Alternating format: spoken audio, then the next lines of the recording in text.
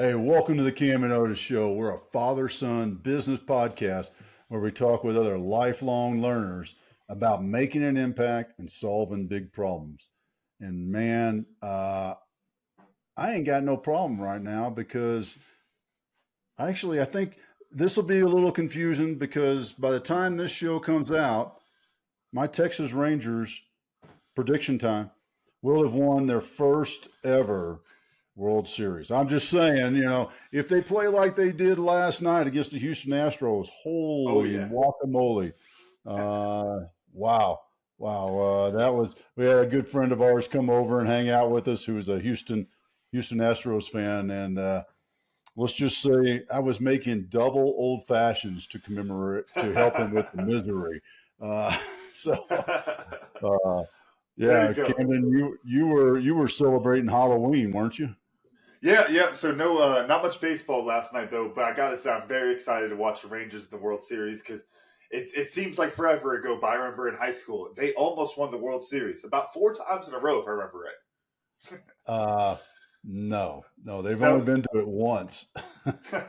So shows how close they were that my memory is just inflating that. There you go. Well, that's what happens, man. And Right. those very few glory days. And speaking of glory days, we got our good friend and guest joining us today, Shane Ammerman. Shane, how you doing today, buddy?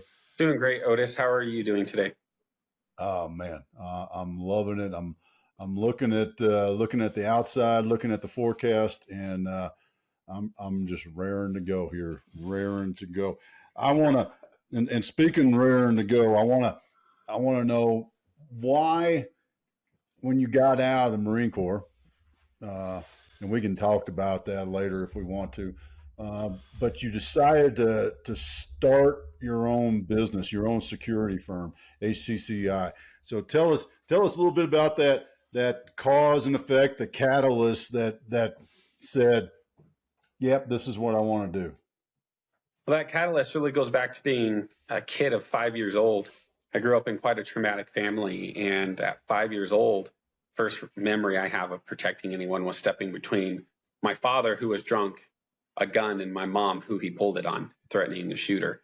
And that really catalyzed me being a protector. And at 10 years old, I wanted to go into the Marine Corps, spent 4 years in an ROTC program, the prep. And then I went into the Marine Corps when I was 19 years old. And I had planned on being a lifer in the Marine Corps, but God had other plans. I ended up getting injured within my first year and discharged as we were under a time where they were shrinking our military all around. So I still wanted to keep protecting people. I wanted to put my skills to use in protecting people. And so I formulated a plan to start my own security company. Could you talk? What's that Go ahead. look like? I mean, that's not something that's, most people have a widget or start working for a security company and go, you kind of just said, nah, I got this. I'm going to go off and do it myself. There's a couple different reasons of that. My first company wasn't the security company. It was a trucking company. I was dealing with VA medical issues back then, and the VA was playing games with me. They wouldn't let me work. They refused to let me work when I was 23 years old. My military injury came back, caused my leg to become longer, curved my lower back, hernia blew out my disc, and damaged the whole lumbar section of my back.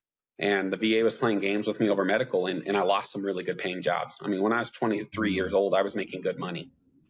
I was running rental properties and working at a coal mine, and I was making good money for a young man. And the VA prevented me from working. I didn't drive for about a year and a half. They caused me to lose my mine job. Then my back kept going out, and they caused me to lose another job. And they lied to Social Security, telling them there's nothing preventing me from working, while at the same time forbidding to release me to full duty. And so I told them I was going to start a trucking company. And the premise behind that trucking company at the time was to create a veteran-owned and operated company to put veterans back to work. I did that until I was about 26, 27 years old, and my wife relapsed stage 4 terminal, and we had to move. And I closed my trucking company overnight, moved down to Denver, Colorado, June of 17, and I didn't work for a year and a half. And in that year and a half, I started getting security certifications. I ended up getting some Israeli-based security certifications, Israeli combat weapons training, Israeli executive protection training, and various other things. And I did go to work for another company, Otis. I worked for a company who I'll rename nameless here, right? Because I don't have a lot of good to say about them. They were like most companies. They engaged in what HCCI Protection has come to call security theater. And that is the act of giving security without the capability of protecting the lives they're promising to be there for. And I quickly stepped into management with that company. I was helping lead them. I was the first person in the entire 6-year history of that company that ever closed a contract. They gave me all the employees that were problematic people, which I was able to fix all but one. And every time the company messed up a contract, they sent me in to fix it. But the owner of that company didn't really care about his people. He treated them low, paid them low, lied to them, lied to his leadership team. And it put me in a position to want to start a more ethical company, one that engages in real security solutions, putting lives of their team and lives of the public they're swearing an oath to protect first. And that's where HCCI was born. Under honor, courage, commitment, integrity, we set out to fundamentally change the security company experience in the United States. Could you talk some about that security theater? Because I think for a lot of us, I think my only example when I think of that, because I've heard that term once, and it's for the TSA when that study came through and they got all that stuff through, and it was like, okay, I guess it looks like y'all are doing something, but you're not really doing something. Could you talk a little bit more about what that really means? I'll absolutely talk about that, Cam. The notion behind security theater comes down to making people feel like they're safe without actually protecting the lives, assets, or properties we're there to guard. And what that looks like, and I'll be blunt with you, is unarmed security. It's fake. It's a facade, and there is absolutely no such thing as unarmed security. It only makes people feel safe. Over 70% of security in the United States is unarmed. Cam, if you're at the mall and you see a security guard and there's an emergency, what do you expect that person to be able to do? But the fact is, I think you could help, but the fact is most of your active shooter situations happening in areas where there's security are happening with unarmed security. Unarmed personnel are getting killed, right? Clients are still getting robbed or burglarized or shot up. Let's use the St. Louis school shooting last October 2022. That school engaged in security theater, Cam. 2 people died, an adult and a child, because people prioritize cost over lives. And what happened is that fake security company, those fake security measures, when push came to shove, allowed an active shooter into a school. The security company saw the person before they ever got into the school. They saw them trying to get through locked doors. Thank God the doors were actually closed and locked. That doesn't often happen. And they saw the person with a slung AR, and they couldn't do anything but call 911. For one, there are ways to stop an active shooter when you're not armed, but they aren't trained in that. And 2, they were also unarmed. So how are they going to stop the active shooter? And 2 innocent lives were lost because that school and that company and that district prioritized security theater, the act, over the actual capability. Could you talk some about, sorry, just to follow up on that, could you talk a little bit about what that actually looks like from a security perspective? Because I think for a lot of us, like I use the TSA as the example because I think it's an easy They're a great example. TSA, of where so if I feel safe, it does make me safe to some extent. Like there is a little bit of an actual psychological effect going on there until there's a real event like what you're talking about. Could you talk a little bit about like that psychology of it and why really you don't have to pick one? Because I think that's the main thing there is that you don't have to have the idea of feeling safe without actually being safe. That is very true. But what it comes down to is people think that security or law enforcement looks scary, and so they don't want it. So they create this facade that we call security theater to give the perspective of safety. But what most people don't understand is there is none. There's absolutely nothing. You're still waiting minutes when seconds count when you're dealing with these kinds of companies. How long do you want to wait in your emergency? The time's ticking. You know, Otis, you're a veteran. How long do you want to wait for that backup? And the fact is, when you have properly trained security, they're there to be a visible deterrent. When bad guys see a properly trained, adequately equipped, attentive, and professional security professional, what that is that's a deterrent. They look for a harder target or a softer target. When you present a hardened facility, a hardened target, when you have that visible presence, and when you don't have it, you're a softer target. And bad guys look for softer targets. You can look at many interviews where the bad guy has been interviewed afterwards. Why did you go so far away from your home? And the answer always comes down to they had security, they had law enforcement, they had someone that could stop me, but this place had nobody that could stop me. And so that's what security theater does. It gives nobody to help you. And the psychological aspect is you feel safe. But we can look at all these situations when an active shooter breaks out, St. Louis school shooting being one of them, multiple mall situations throughout the United States being more examples. There's nobody to stop the bad guy until the police arrive. The average active shooter time in the United States is 12 minutes. The average response to an active shooter time is 3 minutes. The average time to make that call is approximately 5 minutes. So 5 minutes until the cops are called, 3 minutes on average to respond. How long do you want to keep waiting? When you have a properly trained security company, they can take actions to stop it now if it happens.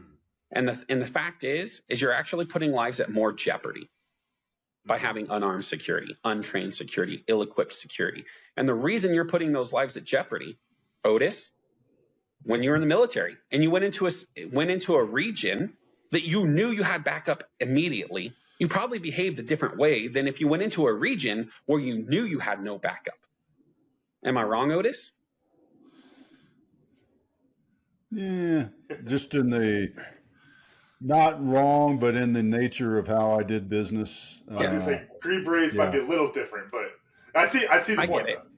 But when you think somebody can help you, you behave a different kind of way. And when you know you don't have anyone to help you, you behave in an entirely different way.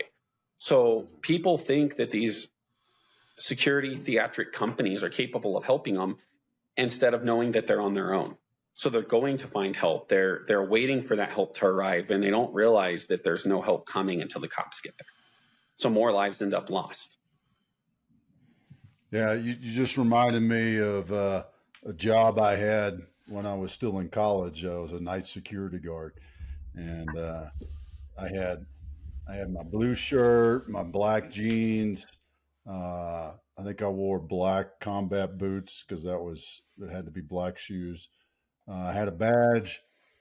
I had a utility belt like Batman, and my utility belt had my weapon of choice was a Maglite, the old D-cell Maglite that had 4 batteries in it. So basically a baton, and then handcuffs. Like I was ever going to handcuff somebody. And I protected ice cream. And I got to eat ice cream as part of my bonus for protecting the ice cream. Thank you very much, Baskin Robbins, for that enjoyment every night as make sure the refrigerator truck stayed on and nobody broke into the building. Very successful. I was a bouncer for a couple of frat parties and also even protected a empty office building under construction. And all I ever had, wait, I forgot. I had a really cool patrol car too that looked like a police car, painted black and white with a spotlight. Yeah, those were the good old days. And I always remember this one gig I had was actually considered dangerous. It was in the hood, and I'll never forget the first night I showed up at this convenience store that had been getting shoplifted a lot and armed robberies. I show up unarmed, and this little kid about 10 years old and comes up to me and goes, "Where's your gun?" And I'm like, "Well, I'm not allowed to carry a gun in this job." He says, "Well, you're going to need one." So, and that's the thing. The bad guys are going to have it. Oh yeah. It was right. So what I'm interested in learning is how do you change that perception? Because it has, it's, I mean, there was even that, what was the movie, Paul Bart, Mall Cop or whatever, that whole joke about that. We make fun of the mall cops, right? But how do we change that perception that if we truly want security, then it should be there to provide the security? How does that perception get changed? It takes a lot of work, Otis, and it's one small step at a time. And what you do is you start educating people. You start asking key questions. I had a client one time that was very against us being armed, and they were on a hit list even to be targeted. And they were against being armed, and they cried at the very notion of having an armed professional. and or uniformed, both. And I had to explain to them, like, how about no weapon and no uniform? And so I painted pictures. I was like, great. So you want me to look like one of you? They go, yep. And I said, and no armament? They go, no. I said, okay. So the bad guy comes in, he starts shooting up your place.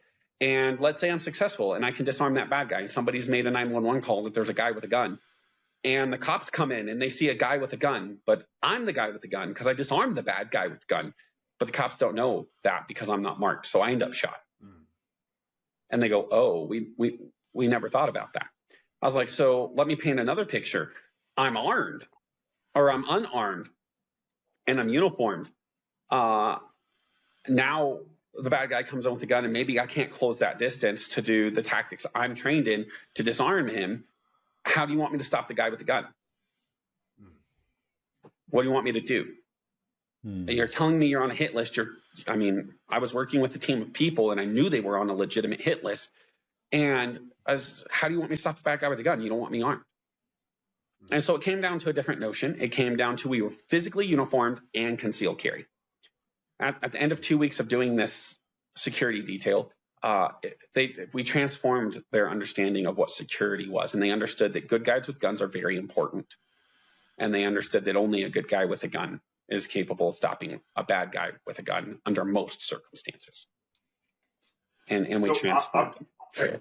I'm aware this might be a rabbit hole we're going down, but no, please. I'm really curious to hear your perspective talking about the whether a security guard or just a civilian, but of open carry versus concealed carry, because I've always heard some very interesting theories around it. I think of Freakonomics years ago had a podcast episode where they compared it a lot to those old car locks people would do, where you lock the wheel of the car.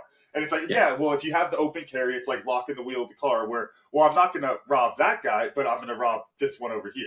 Whereas they compared concealed carry to the, again, this is before my time, but the trackers they put underneath the car where you could go get the car once it got stolen. And it's like, once you have this hidden thing that it's like, you never really know what it is, you can then, it discourages all of the crime versus one specific instance. Could you talk a little bit about that balance? Because also at the same time, from a security perspective, I could see where you see the guy with the gun, like you said earlier, and you just avoid it in general. So how do you balance those two? Well, here's the deal. I'm a fan of open carry. I'm a huge fan. Could you imagine if most of society was properly trained and accurately equipped and walking around with armament most of the time? Those that were qualified, those that were trained, right? Were walking around with armament. You're actually going to decrease crime. And the reason is most people that take on that responsibility are willing to protect innocent people. Mm-hmm. So you're actually, if a guy walks into a 7-Eleven to rob them and 50% of the people in there are armed, is he really going to rob the place? If they can be stopped immediately. Okay, concealed carry, I'm a fan of that too. I conceal carry almost all the time because we live in the liberal state of Colorado and people freak out if they see a gun. But believe it or not, most of Colorado is actually an open carry state. Denver is not. Yeah. I think Boulder's now on that category. But I'm a fan of open carry because it's the difference between a porcupine and a skunk. How many times does something tempt to go after a skunk, and how many times does something really tempt to go after a porcupine? Right? And that's really the difference between open carry and concealed carry. You visibly know that person is going to be capable of stopping you or has a higher potential. And concealed carry, you risk the aspect of whether there is or isn't somebody. Let's use St. Louis. The St. Louis school is a possibility. There's a possibility they could have been a concealed carry security team. I mean, they did have 7 people at that school that were part of the security team. There's a chance they could have been concealed carry. Most likely not, but there's a chance. And they didn't stop anybody, right? They had to wait on cops to arrive.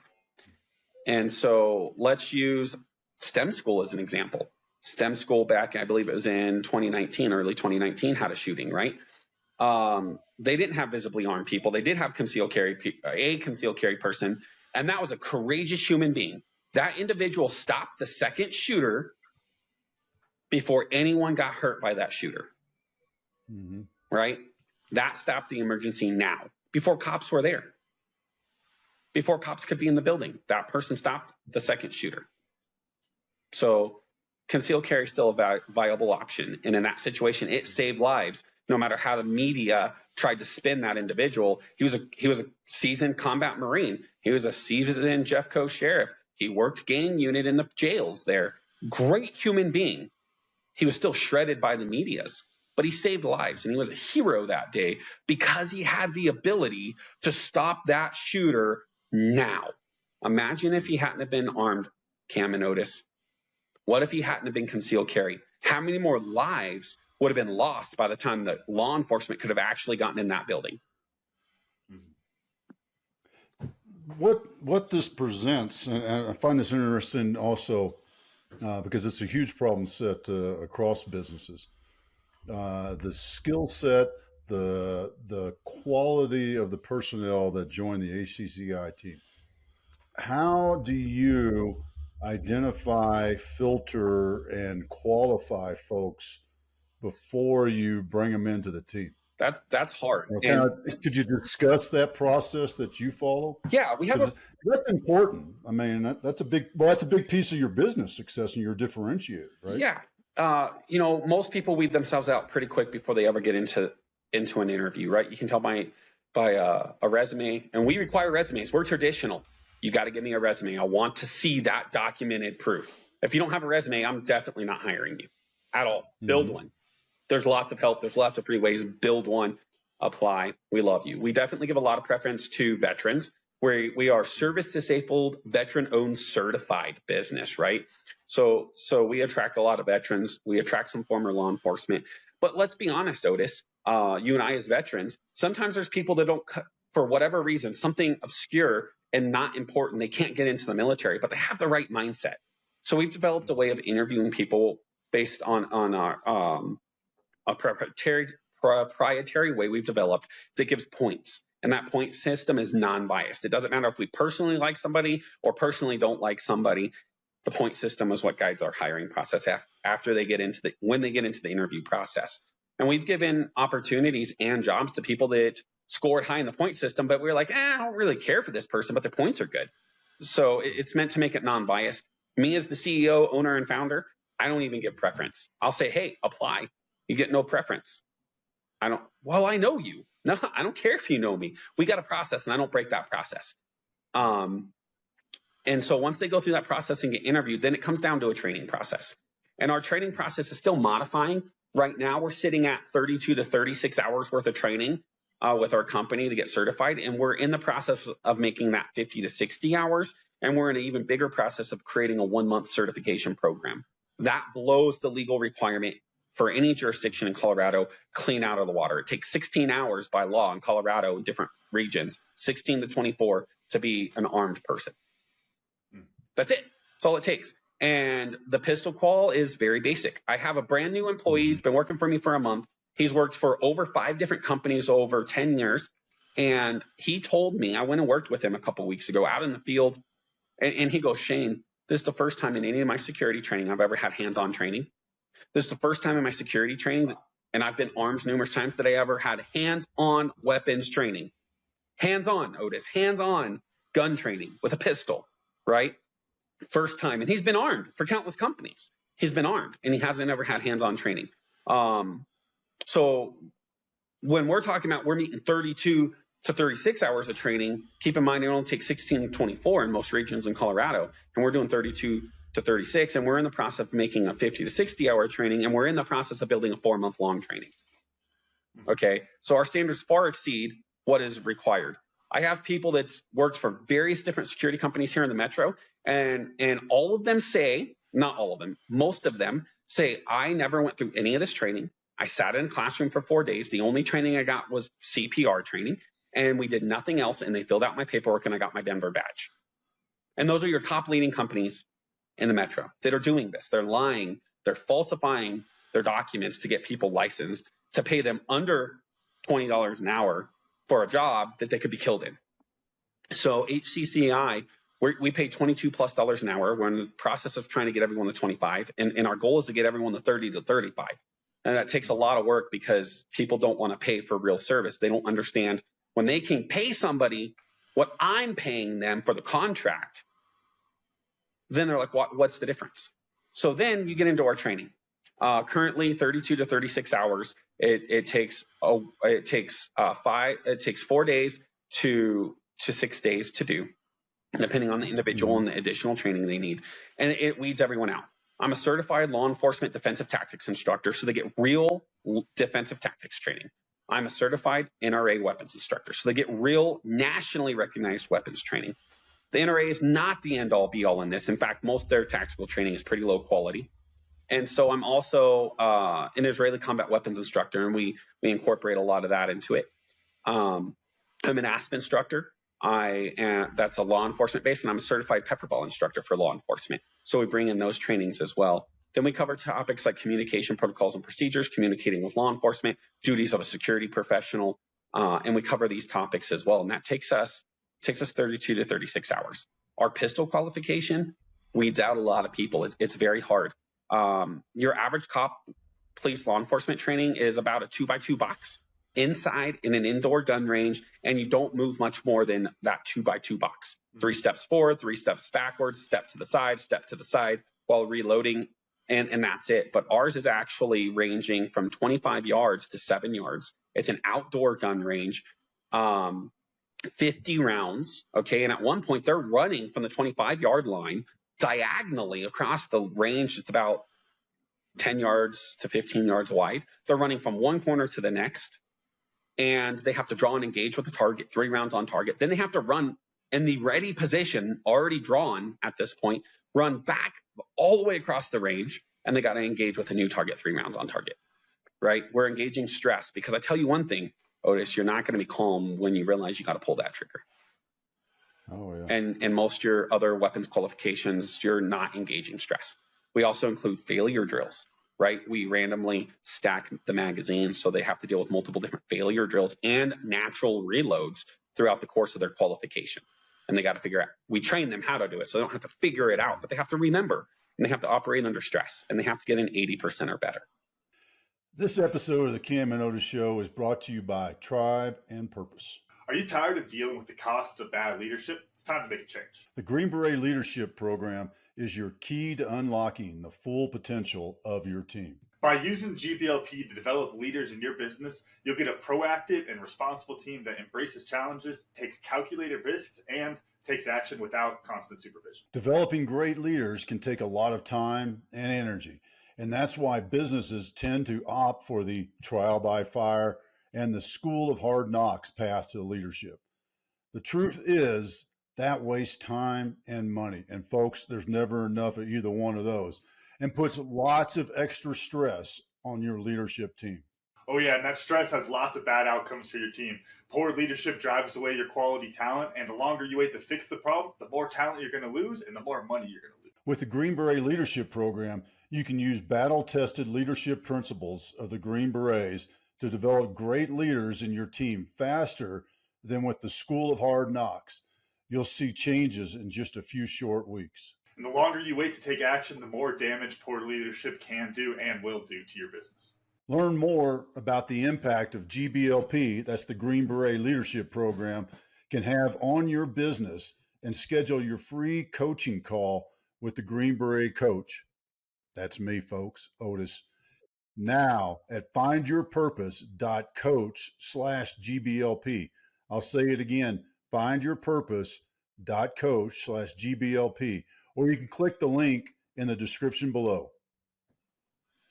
Could you talk some about why that gap is there? Because I think that's really interesting when you talk about the training. I think anyone listening to this is going to go, okay, yeah, that makes sense. That's the training that I want for people. And then you see these other organizations that don't have that. Like, what comes to mind is all of the, without going fully down the rabbit hole, all the defund the police and all that kind of stuff in 2020.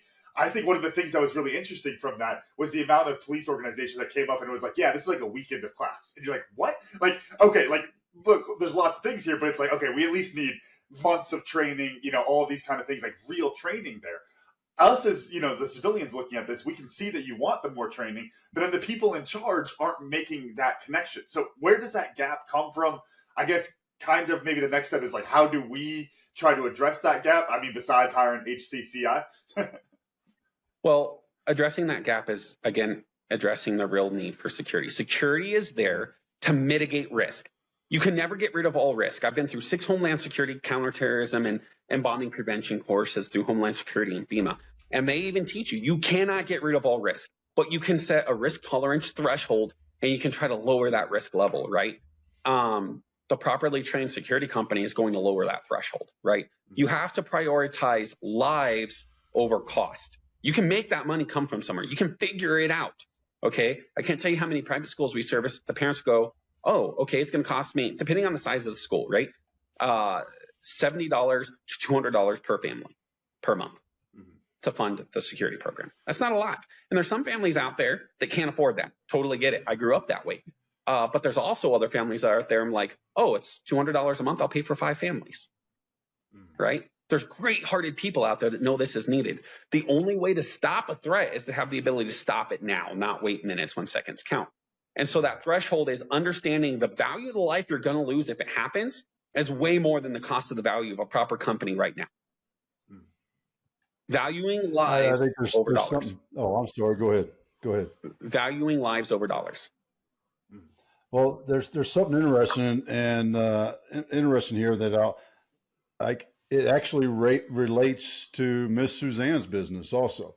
A very, very similar sort of aspect where people are unwilling to pay for a higher level of service, but want that result that they get with a higher level of service. And it's a really interesting thing. I didn't realize how similar the security realm is with what Miss Suzanne's business is. And by the way, plug in for Miss Suzanne's business, Seniors Helping Seniors, in-home non-medical care for seniors done by seniors. Good deal and worth the penny that you pay for because the quality of service is there. And I think there's an interesting human aspect that we should all look at ourselves in the mirror and ask that question of, well, and you touched on this, Shane, is what's a life really worth? And it's one of those things that you aren't willing to answer when you pull out the checkbook. Most people don't think of it that way, and they look at it differently. And it's just an interesting human aspect that I think somewhere along the line we've looked at the dollar, the 50 cents more an hour, the $1 more an hour, the $70 a month. Is that worth the cost or the value of security? And security in the sense of the protection of that life, that aspect, that property that you say is valuable, that life that you say is valuable, but yet we as humans tend to, at least Americans, I'll narrow it down and say Americans, we tend to say, well, that's $10 a month. I don't know. Ken, did you have a thought on that? Yeah, I was just going to say, I think there's a lot of psychology aspects to that. We've talked about this on the show before. It might just be Americans because that's who we study for like 99% of psychology and behavioral science stuff. It might be everyone else. We don't really know on that because we don't study them as much. But I think there's an interesting point of you have this really, really bad thing. And because the thing is so bad, I never think about it. I know it's real. I know it's like, we talk about stoicism all the time. Memento mori. We all know we're going to die. Nobody wants to think about that. And I think you kind of wind up in this situation where the big bad thing is so scary in our minds that even though we know it's real, even though we know it's a real threat, we treat it like it's not because it makes us a little bit more comfortable. If I was going to pay Shane to go, stand out front and make my house safe, I know there's probably more to it than that, Shane. If it would make me feel good, but if my wife is a little uncomfortable and all that, then it's like, okay, now all of a sudden it's not worth it, even though that ultimate cost that we're talking about, the thing we're preventing, is so big, it's worth every penny. And I think there's a really interesting piece of psychology that actually, I think that's a really interesting, really like sales perspective for you, Shane, is how do you get people on that? It's almost like, again, going back to, recent history of, with COVID and things, of you ask like, Braden, Dad, my older brother, you ask somebody like that, it's like, oh, well, you could spend so little money to prevent a pandemic from ever happening.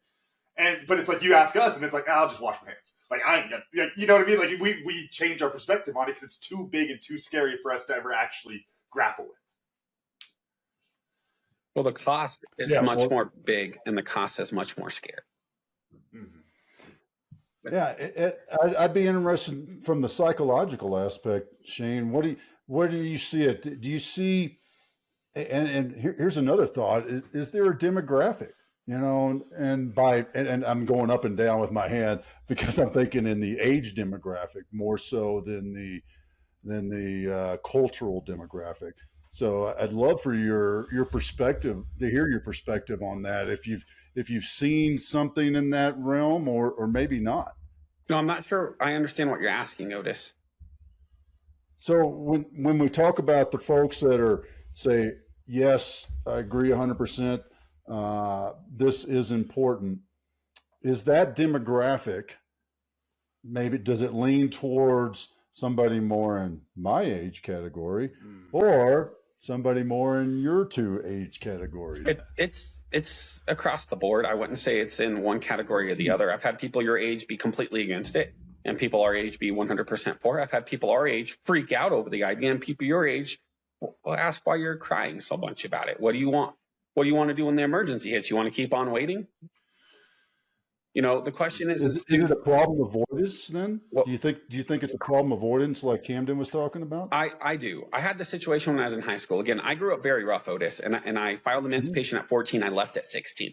I never looked back. And I was living with this lady when I was 18 years old, my senior year in high school. And my wife, who was my girlfriend when I was in high school, also grew up in an abusive family. And this wonderful Christian lady looks at me one day. She goes, Shane, I have heard stories of lives like yours and Keely's, and I've never really believed it exists. I've never seen it. And she goes, now I'm here, and I see the horrific atrocities that you had to grow up in. I see what's happening with your dad and your three younger siblings. I see what Keely's mom has done to her. My wife had cancer when we were in high school, and her mom did not prioritize her cancer, and she drank through it, and she used donated monies for alcohol, and she's very abusive to my wife. And she goes, I've seen all this, and I still don't believe this exists. It is so hard to believe, and it's in her face. Okay? And I looked at her, I go, Mrs. Nally, I said, here's the thing. I said, it's easy and comfortable to pretend like these atrocities in the world don't exist, because if we pretend like they exist, we don't have to ask ourselves what we're going to do about it. But when we acknowledge that these horrific atrocities truly exist, then we're confronted with a very, very huge thing in our conscience. What are we going to do about it? Are we going to sit quiet and allow these atrocities to happen? Or are we going to stand up and be a solution? HCCI has chosen not to stand up and be a solution. I could have grown my company a lot bigger by now. I could have been a multi-million-dollar operation if I compromised the four fundamental properties of HCCI: honor, courage, commitment, and integrity. But I value the lives of my team, and I value the lives of the public we serve more than to compromise for security theater. It's not about me. It's about my team. And if I take good care of my team, they're going to take good care of those lives. Otis, my wife died almost 2 years ago. Christmas Day, 2021, my wife died. And in March, I took a break to Texas and I worked remotely. And I had this client call me that knew everything. They were there for me for years. They were one of my first clients, and they knew what was happening. And they knew I was only in Colorado because my wife was terminal. And they say, hey, Shane, we just want to know what you're going to do. Are you going to close your company? Are you going to move away? Are you going to be done? There was no reason for you to be in Colorado other than your wife. And now she's gone, and we're concerned. I said, I don't understand why you're asking this. Has HCCI ever given you cause for concern? They go, no, but that was the only reason you're here. I said, listen to me. HCCI has a mission. That's to fundamentally change the security industry and to save lives. That's not a mission that's up for jeopardy. Why would I make a stupid choice out of an emotional situation? I said, that only further compounds the harm. I said, I need you to understand and rest assured that HCCI is here for you. We're going to continue to be here for you. We are not closing our doors. We are going to continue to grow. We are a successful operation, and we are not going anywhere, right? Because the mission is bigger than me. The mission is lives. The mission is children. The mission is safety. And that doesn't compromise for just me. That doesn't compromise for $1.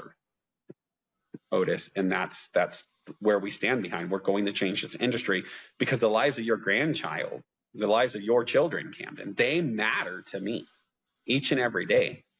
And I realized at that point, I sat back and I took I took a awareness. I was like, where is HCCI? What are we doing? How many lives are we touching? We're Colorado's leading expert in the Jewish community. We are fundamentally changing what that looks like for the Jewish people for 5 years almost. We come in and we teach full community integration. The most overlooked risk is the insider. By Homeland Security and FEMA counterterrorism training, they teach you that the most overlooked risk is the person that's on the inside. It's that 80-year-old grandma working at the bank that's worked there since she was 18 years old, and you never think that she would rob the bank. You never think she'd come in with a gun. But Grandpa Joe's sick, and she has no money, and she knows how to get it. And right, so by teaching full integration, you build trust and community from within, and people come to you with problems. I've had 16-year-old girls go up to 65-year-old retired officers and tell them about problems in the school that were going to lead to a physical situation. And my team was able to intercede and direct and help those 16-year-old girls get help from within to stop the problem before people got hurt. You can't do that if you don't integrate. And that's what we teach. We become a part of your culture and community. We become your family. We now, at almost 5 years, we have touched well over 20,000 lives. If I give up, if I stop, if I compromise for $1 for me, who's going to get hurt? Those lives matter more than me than I mean. I want my kids to grow up in a safer future. I want your grandson, Otis, your son, Camden, to grow up in a safer future. And the only way to do that is properly trained, adequately equipped security professionals to integrate and train and build community with our law enforcement so we can work together as a team to keep our public safer. Our law enforcement have a crucial role, but they're responders. They're not a proactive deterrent. Security is a proactive, integrated deterrent to prevent and reduce the risk and likelihood of a threat now and be able to respond now if that threat happens. We're a team, and we're out here to keep the streets and our public and our clients safer. This episode of the Cam and Otis Show is brought to you by Evergood Adventure Wines. Our loyal listeners know Evergood's founder, Matthew Hexter, and our good friend. From his appearances on the show, they have never disappointed. And Evergood Adventure Wines doesn't disappoint either.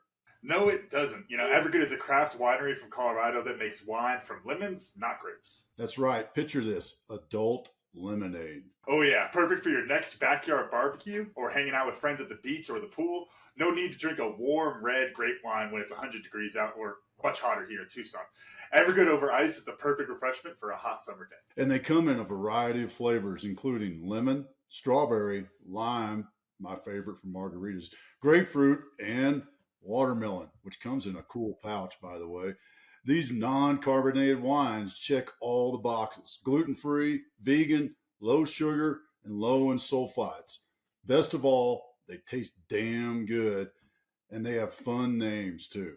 Yeah, like their OG lemon wine called Skierpy.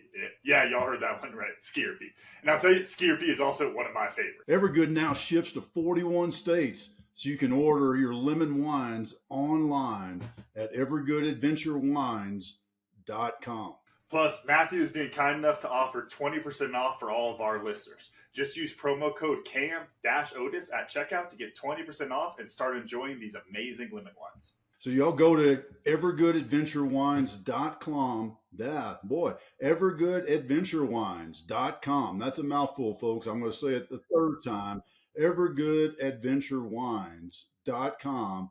Or click the link in the description in the show. Click Buy Now to redeem your Cam and Otis Show exclusive discount. I would love to hear, because I think this is something that, we could talk abstract about it a bunch, and I don't mind abstract answers, but I'd love to hear your personal philosophy on this, because I think it could provide some insight for people, which is, we talk about it being too scary to think about, right? Well, you're somebody who thinks about it all the time. Dad, we talk about it on the show of, like, especially with veterans a lot of the time, it's like you zoom out and the world is crazy. There's all this terrible stuff happening. And then you zoom back in, and it's like, I got a nice house in Tucson. Things are okay. And it's like you have to, in order to be happy, you have to be able to zoom back in sometimes and be comfortable there. But otherwise, you're oblivious to the big things there. You kind of got to bounce back and forth. What's your personal philosophy on that? Because as much as, it's like wanting to help people is great. If you're paranoid and looking over your shoulder constantly, I can see how that could be a negative at some point. Like there's a tipping point on the other end of being not overly prepared, but overly aware, I guess. I don't think there's any such thing about being overly aware. Paranoid is a whole different thing than being aware. right? Being aware is being aware of your surroundings, being aware when something changes, being aware that that window wasn't cracked last night when I left and now it's shattered today. Being aware is I'm not going to park in this poorly lit parking lot. I'm going to park under the light. Being aware is, hey, we don't get packages. Why is this box outside my building? Being aware is, wow, there's scratches and Jimmy marks on my door. That's being aware. Being paranoid is thinking everyone's out to get you. Okay, So there's a difference. how do you find that middle ground then? Because I can see, especially, it's like I'm thinking of when I had the ADT guy come in and do our security system, and I'm like, oh well, we got a storm door. And he's showing me pictures of people who got their storm doors cut off, and it's like once you start going down that rabbit hole, it feels like there's nothing you can do. You start going down that rabbit hole. So how do you keep yourself from being paranoid? Keep yourself from going too far off that end to where it's like you can't live your life. You can't walk down the street anymore. Because I think your personal philosophy on that will help a lot of people to understand that. Because it's something we have to live with. I think it comes down to understanding what you can and cannot do. Mm-hmm. Right? If you can't do something about it, then obviously you can't even spend resources to do about it. When I was young, I heard something, right? Worrying about something. Well, ask yourself a question. Can I do anything about it? Yes. Okay. What can I do about it? Da. So why are you worrying about it? Start doing something about it. Can I do anything about it? No. So why are you worrying about it? You can't even do anything about it. Right? And there are steps we can take in our personal safety. There are steps we can take in our security. And so start moving in that. Communicate with your community. Communicate with your places of work, right? There's no way that your place of work should be scheduling only women late at night to close by themselves and leave by themselves. There's something you can do about that. Don't be a stupid manager that schedules women to close by themselves in a dark lit parking lot and have to walk out to a car by themselves. Be respectful. Understand you need another man there to help them and make sure that you walk them out to their cars and they're safe. Don't send your employees to the back of your building with no light in the alleyway to take trash out by themselves. Go as a team. Right? There are things we can do about real security measures, and then we can get educated about that. You can take your security into your own hands. You can get self-defense training. Mm-hmm. You can get weapons training. By the way, HCCI offers these things. We're certified law enforcement instructors. We're certified civilian instructors, weapons and less lethal and non-lethal. And there's more than me out there doing this. There's great people throughout the region that do this, and you can take these things into your own hands. Right? If it's something you can't worry about or can't do, then that's where you find other people that can help you, right? One of the biggest things we're trying to change right now is HCCI is trying to change the school security industry. We keep leaving our children vulnerable. We've launched this marketing campaign about school security and changing that, and we need to protect them because even in the state of Colorado, where we've pioneered the response for active school shootings, we are still leaving our doors invitingly open for active threats, right? There are things we can do. Follow policies, follow procedures. Don't become complacent and be like, it's never happened here. It's never going to happen. Every school has thought that. Every synagogue has thought that. Every church has thought that. Every person that's been mugged has thought that. Every person that's been raped has thought that. Guess what happened to them? The thing they said was never happen. Stop thinking it will never happen and take the actions you can to become more protected now in your self-awareness. Put down your phone. Pay attention to when you're walking, right? If you see something, say something. Don't think someone else will do it. You do it. If you don't have security protocols in your facility, your organization, your place of work, your children's school, say something. If your school blindly buzzes you in without even knowing who you are, hey, why are you letting me in when you don't know who I am? I could have just blown up your building. I could start shooting. You don't even know who I am. Verify authority, right? Verify who people are and where they belong, and don't let people in when they don't. Don't become complacent for comfort. All right, complacency that brings comfort brings death. In the military, we have a saying: complacency kills. We have to all be active members to our capability to make our community safer. You see that weird van driving around your neighborhood multiple times? Like, call a non-emergency number and make a report. Right? You can be the most active and crucial member of your own safety and the community safety, and that's by seeing something and saying something. Here's the thing.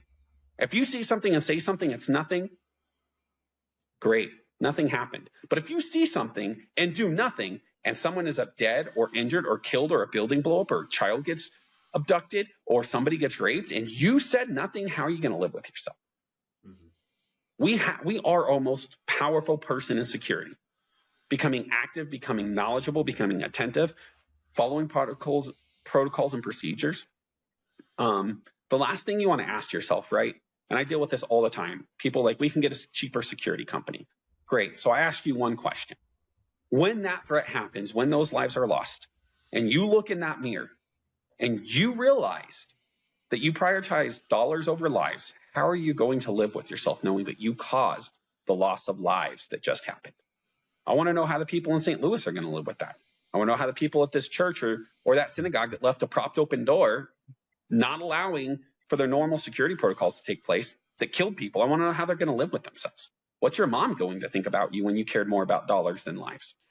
Those are the questions we really need to ask ourselves. And if we realize that that's causing internal turmoil, that we couldn't live with the choice we're actually making, then we need to change that choice.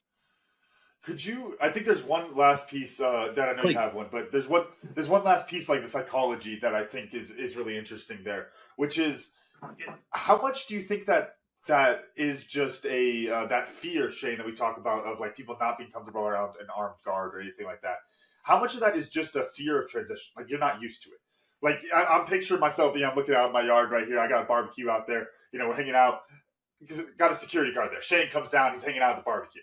All right, first weekend, that's weird. Second weekend, it might be a little weird. Third weekend, Shane's just at the barbecue. Like, and it's no longer exactly different how to it me. works. That's Yeah, exactly. Let me give you a great example, Camden. Last year, October, private Christian community in Niwot, Colorado. Okay. Mm-hmm. They were contemplating armed security. So we went out and we did a full day of demo. I had a team out there and then I donated my entire day. Right. My time is worth $350 plus an hour. Okay. That's my time. And I donated 8 hours of that. Okay. Because I care so much about security. Okay. And I answered questions. And there were some parents that had a lot of questions and concern, and I answered them. Well, what about this? What's your training look like? Why armed? Why this? And I answered their questions. And there's one dad that spent 45 minutes talking to me. And at the end of that, he walked away. And I found out the next week that even that guy that was most critical was like, wow, these guys are great. And they answered all my questions and they actually had answers for the who, what, where, when, why, now. Okay. Additionally, sadly, that school at the time decided, nothing's ever happened here. Why are we going to spend this amount? Why are we going to spend $65 to $85 per hour per person for security? Nothing's ever happened. We're not going to spend this. This is asinine. Fast forward to what happened in Tennessee, right? Mm-hmm. Somebody goes into a school and they kill some people. And that sparked massive outrage in the country, okay? There were threats that came out nationally. A group of individuals was now targeting Christian individuals and was going to kill them because that individual ended up shot and killed for what they did. Well, our region was attacked and they were threatening to go up the I-25 corridor and massacre Christians everywhere. So this place reached out to their local law enforcement to get help. And because of that, this law enforcement was stretched thin already. They're already thin. Every law enforcement's pretty much thin right now. They were thinner because of a lot of requests. And 2 law enforcement jurisdictions in that region told them, we cannot help you if something happens. We are stretched too thin. We will not be able to get to you. You need to get your own help. You need to hire somebody. And the reality now became fact. I told them, do it now before something happens. And they realized the truth. When seconds matter, why are you waiting minutes? They realized nobody was going to be there quick enough in their time of help and that they needed to engage in our security company. My dedication to that was so extensive that I was on the phone with that leadership Thursday night. I was taking 2 a.m. phone calls. Friday night, Saturday night, Sunday night, Monday morning, and we started on site. I donated a week and a half of my own hours again with my team, helped them do full assessments, helped them write reports, helped them generate cost quotes, trained my team how to build there, had parent meetings. I met with parents. We had a big assembly and I talked with these people. I talked with the teachers, right? And in less than 3 days, we fully integrated into that entire community, fully 100%. Trust of all the parents, trust of all the kids, and it was smooth. And now they saw him as the guy that belongs and not the guy standing out. I give an analogy. Mm-hmm. Have you watched Walking Tall with Dwayne "The Rock" Johnson? He gets out of the military and he comes back to his hometown and there's a casino one of his old friends is running and yet there's a lot of crime in this town. And he realized the sheriff's standing passively by and doing nothing because he was bought. And he realizes his best friend is the person causing all this, peddling drugs out of the town. The casino is a front. And so Dwayne "The Rock" Johnson ends up running for sheriff and winning. And he goes around town with a 4x4 in his hand, smacking everyone down. Right? That's not who we are. We're not Dwayne "The Rock" Johnson. The original was better. That's all I got to say. We're not Dwayne "The Rock" Johnson. Sorry, Mr. The Rock. The original was better. We're not Dwayne "The Rock" Johnson standing out front with a 4x4 in our hand trying to knock everyone down. We are there to build relationships. We are there to build community. We are there to create real security, not a feeling of security. We're there to help you now. And that's what we do. And by integrating into the culture and community, it does not take very long, Camden, before you're seen as a member. And that's the point. What's next? What's next, Shane? I mean, in the technology integration, I mean, I've got a couple of friends who developed some software that can see different things within, hidden, all those sort of things. Will there be in the future, and you can speculate, something that replaces the individual person that is armed security, individual human being armed security? Well, is that a feasible thing, or what's next? I guess is really, I'll just open it up like that. Until we have full, real, capable cyborgs, no. And the fact is, and the reason I say that is, great, you detected something. What are you going to do now? You detected a gun on that person. Are you gonna let them know you detected that gun if you don't have security? You can call 911 and wait. Oh, that person's not supposed to have a gun and they're sneaking through, and you suspect they're going to cause mayhem. So now you're waiting on cops to arrive, or the cops going to arrive before the mayhem starts. You still need security. And I'm going to be 100% blunt here. I dealt with a situation in Boulder last year. I was very sad. I used to have great relationships with the law enforcement jurisdiction up there. We worked with an active threat situation where somebody was on the FBI hit list back in 2019. The current administration up there is very different. And that person was telling parents, there's a threat that came out against a school. A kid was depicting graphic digital stuff on how he's going to hurt, I think it was 4 or 5 students at a school in Boulder, right? And so he got arrested, with posted bail for $100,000. Put an ankle monitor on him, right? The parents were concerned and they wanted to hire private security. I tried to work with the law enforcement. It's very sad. And here's what that police chief told parents. We believe we can respond quick enough in an active shooter situation that you don't need private security.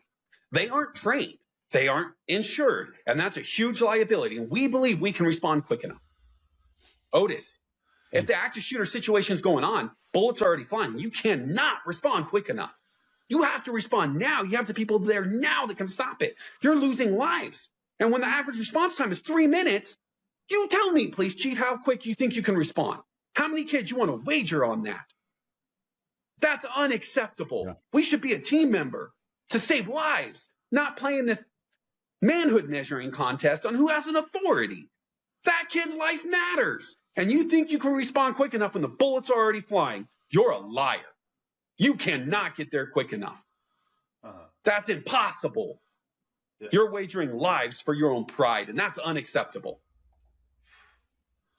That is... Yeah. I was just thinking the irony of the stupidity, or just how asinine that is of, they're not insured properly, so therefore we'll wait for this. Like, what does insurance have, or not trained? I invite them to come out and do our pistol qual. I asked that police chief, when is the last time you had defensive tactics instructor certification? When's the last time you were a certified ASP instructor? When's the last time you were a certified pepperball instructor? When's the last time you did any of this? I asked you that. I've trained with ICE, Detroit PD, Homeland Security, FBI agents, Tennessee State Troopers, Texas DFS agents, people out of California and all around the United States for 5 years in a row to get my defensive tactics instructor certification. It renews every 2 years. I've done it every single year for 5 years because I care so much about the lives of my people and giving them the best tools and resources they can to de-escalate, but also be capable of responding when that force is necessary. And it's not a game. That chief wouldn't talk to me. They responded to not one email that I sent to them directly, not even CCing other people. But I had to hear from parents the negative things they were saying about me, and they never worked with me. We're a team. It's not a contest. We're all in this together. We're all in this to save lives. And don't tell people you can respond quick enough in an active shooter situation. You absolutely cannot. Yeah. So I see you're about to wrap that. I got to ask just bluntly on this to bring us to a little bit more of a positive side there. So Shane, it sounded like you are willing to train the cyborgs when that time does come. You'll put them through your training and all of that. So like you're going to be the cyborg security guy of the future. Is that what I heard? I mean, if that's the way it goes, I'd be willing to put the mark on the wall right now. But keep in mind, this is RoboCop style. You got to understand, I'm old enough to know who RoboCop was. They got to be armed, guys. When you're talking about threats coming in now, how long do you want to wait? You have to have armed protection. You have to have armed protection on site because it's the only way to deter and or stop. And hey, we've been successful. We've worked active shooter prevention situations.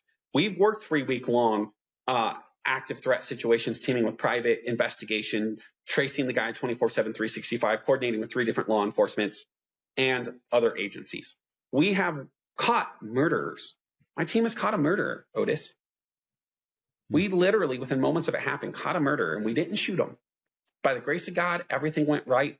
We talked that person down. We let them know we weren't there to hurt them. We let them know in the same time, if they made a move in that weapon, that we would have to make that call. So please listen to me, because we value your life and we don't want to end that life, right?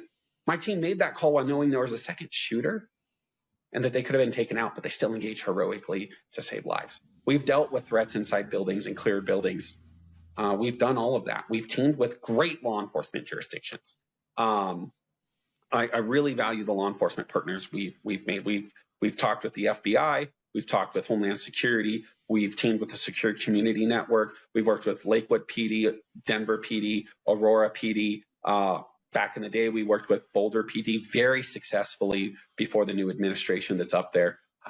We work with our law enforcement because it's a team. It's a team. We need each other. Oh, that's awesome. And I'm smiling at my what I learned, and it was this. It was your great porcupine and skunk analogy. I wish I could take credit, but I've seen it out there, so I just used what I've seen. Yeah, that's a good one though.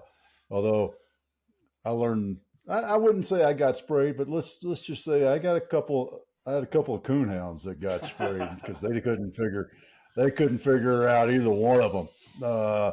Come back with porcupine thorns all in their nose, and then another night, them stupid dog went after a skunk and got sprayed. It's like a skunk don't smell like a coon, boy. Yeah, I learned that lesson because I got to ride in the back of the truck with the skunk coon. Yeah. So I learned that lesson. Good, Camden. What'd you learn? So I gotta be honest, that's what I had written down. Also, the porcupine versus the skunk.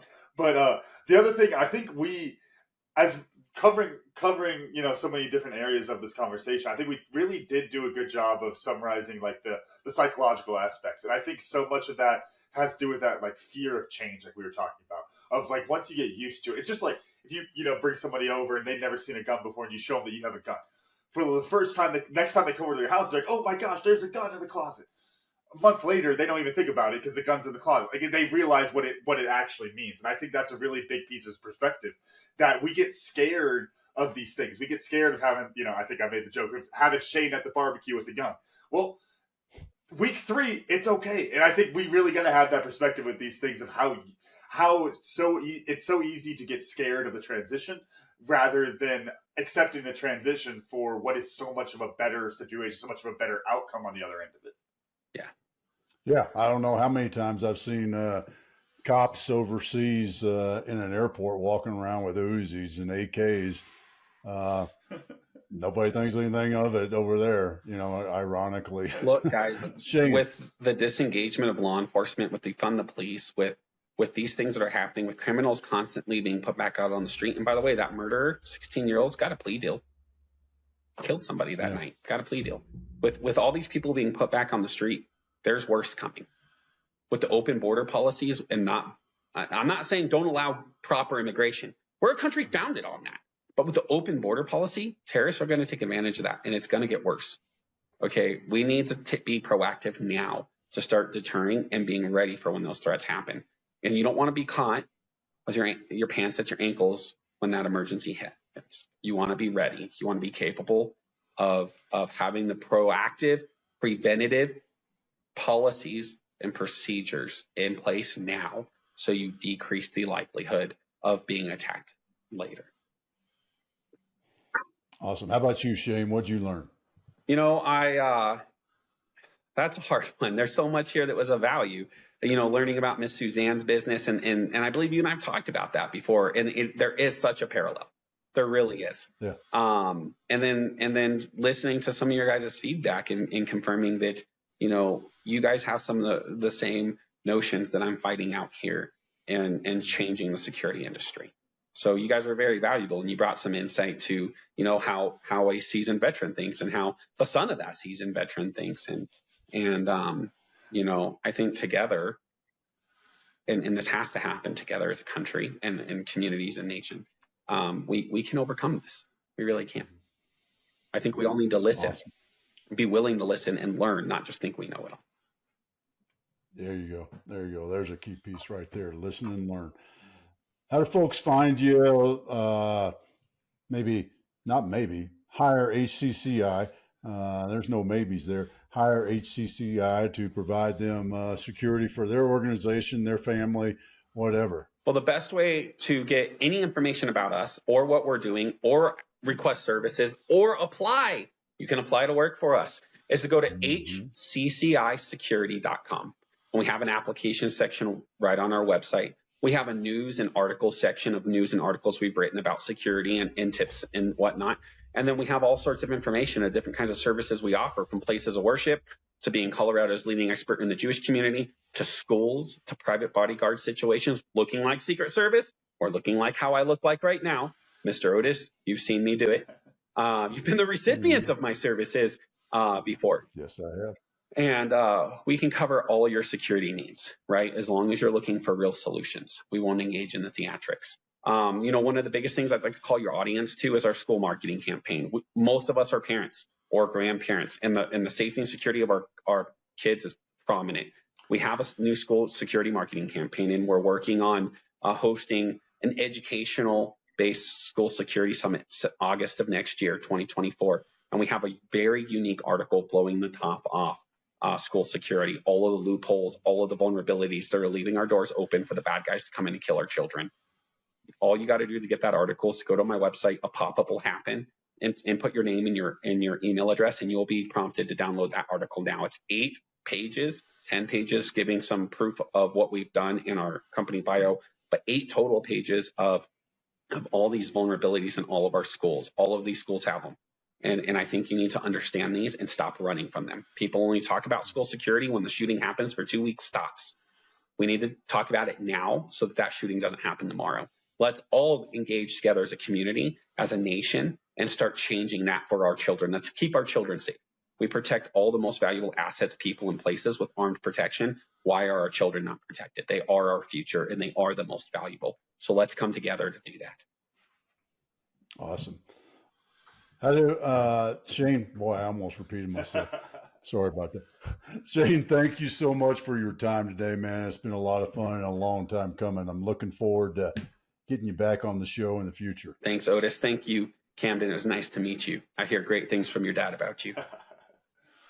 Appreciate. Hey, and that's in the recording. That's in the recording. That's out there. I know. He told me not to say it, Camden, but I had to get it in. I appreciate you, Shane. Shoot, man. We're going to have to talk about editing now. Camden, I think I need a bodyguard, sir. You're now hired to protect me. There we go. Camden, run us out. All right. Thank y'all for listening to today's episode of the Camden Otis Show, and a special thanks to our guest, Shane Ammerman, for joining us today. Remember, you can watch full episodes of the show on YouTube at the Camden Otis Show. If you enjoyed today's episode, please make sure to share it with other lifelong learners in your tribe so they can enjoy it too. Follow us on Facebook, Instagram, and LinkedIn. As always, the full archive episodes available at www.camdenotisshow.com. Thanks again, and we'll see y'all next time. Thank you.